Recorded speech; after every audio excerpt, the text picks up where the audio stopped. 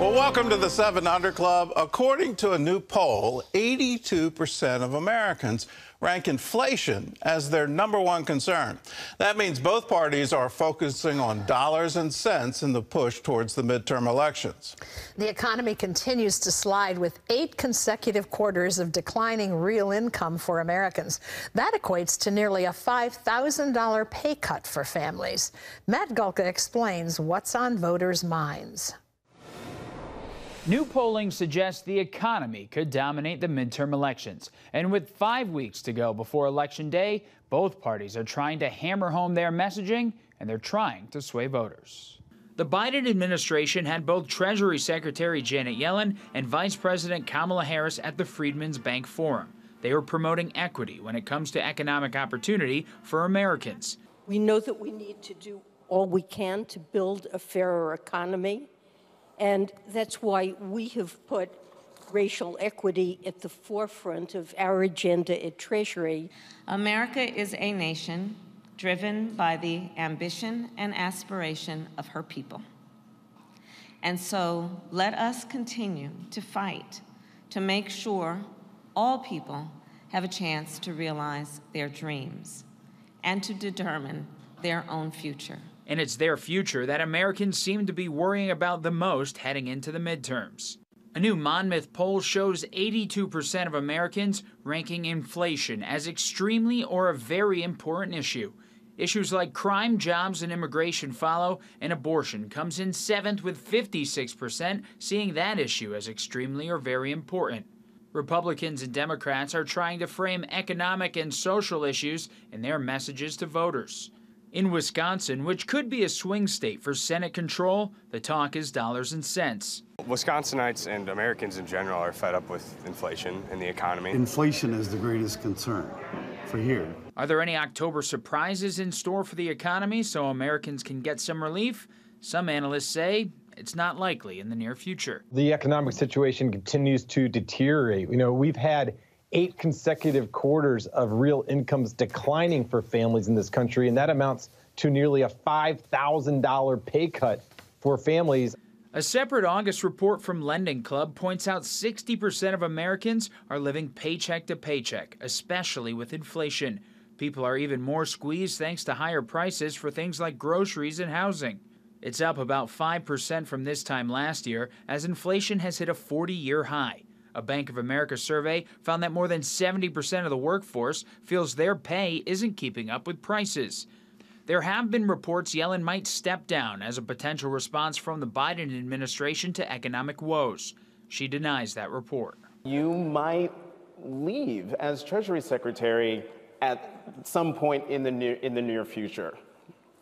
Any truth to that? There is no truth to that. Okay. Both Republicans and Democrats are trying to win over independent voters, but the Monmouth survey has that coveted voting bloc twice as likely to choose economic issues over social issues when they cast their ballots. And that could be bad news for Democrats. Matt Gulka, CBN News.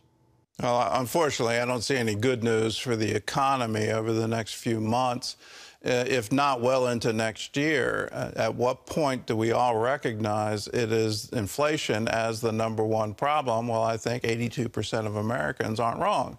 Yes, it is our #1 problem. For you personally, make sure you're not dealing with inflation by running up a credit card debt. In an inflationary time, the interest you pay on that credit card is going to increase and increase and increase. You're just digging yourself a big hole. I know it's tough right now, but please try to keep your expenses in line with your income so you're not running yourself into debt. In other news, former President Trump is appealing to the Supreme Court over the classified documents taken from his Florida home. John Jessup has more on that story from our CBN News Bureau in Washington. John? Thanks, Gordon. The former president's legal team is asking the justices to permit a lower court-appointed special master to review about 100 classified documents. They're among the thousands of documents seized in an FBI raid on Trump's Mar-a-Lago home back in August. Trump's attorneys want the review to determine if those documents are protected by attorney-client or executive privilege. An appeals court rejected the request to allow the special master to review classified documents. Well, turning to the campaign trail and a critical race that could shift the Beltway's balance of power. Georgia Republican Senate candidate Herschel Walker facing allegations that he paid for a girlfriend's abortion in 2009. According to news reports, the anonymous woman has a bill from an abortion clinic and a $700 check from Walker. The candidate, who supports a ban on abortion with no exceptions, calls the charges a flat-out lie. I never asked anyone to get an abortion. I never paid for an abortion, and it's a lie. Well, I send money to a lot of people, and that's what's so funny. I give money to people all the time because I'm always helping people because I believe in being generous. Walker's son, Christian, publicly criticized his father, calling his stance as a family values candidate hypocritical. Republicans claim Democrats are using the report to distract from a tight race against incumbent Democrat Senator Raphael Warnock. Ralph Reed of the Faith and Freedom Coalition calling it gutter politics. Well, since the Supreme Court overturned Roe v. Wade, the abortion battle has shifted to the states.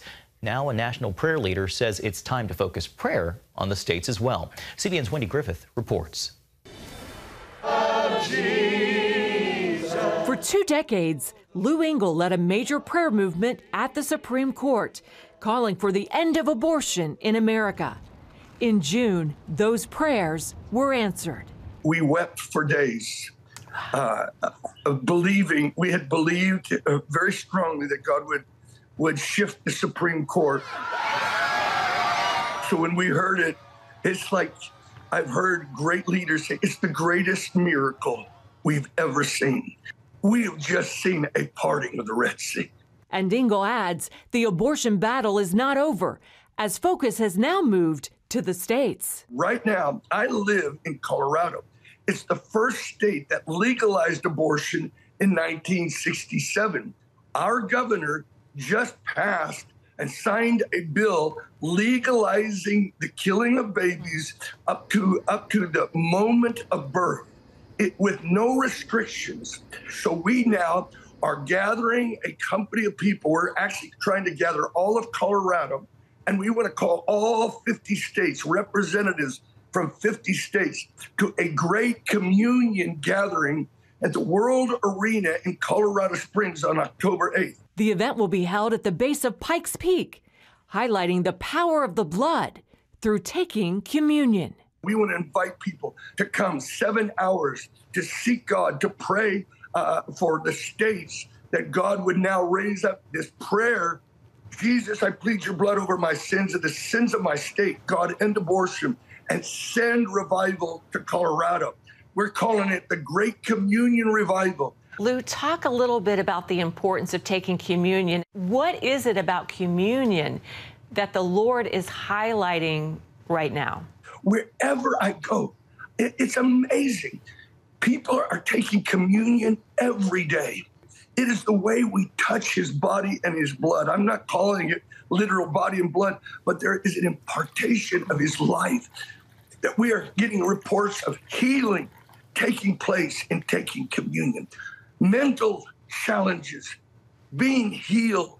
I believe that God is giving us a last days revival where the centrality of the focus of the church will not be just evangelism, prayer movements, church growth, church planting, but the Lamb at the center of the throne. Engle says it's time to go from Roe to revival.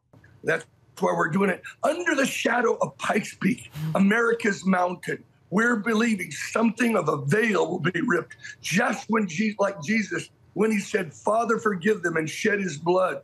A veil was ripped. Principalities and powers were shaken. We're believing that God is going to raise something that shakes the powers over this nation. Wendy Griffith, CBN News. Thank you, Wendy. Well, President Biden travels to Florida today to survey damage and meet with survivors of Hurricane Ian. The president also to be briefed by the FEMA administrator and Florida Governor Ron DeSantis. As cleanup begins, satellite images show before and after scenes of devastation with entire neighborhoods gone. Barrier islands are still cut off, and more than 1,000 people have been rescued from Sanibel Island alone. While more than 100 people died in Florida, there are stories of heroic rescues, like the son who swam through floodwaters to save his 84-year-old mother.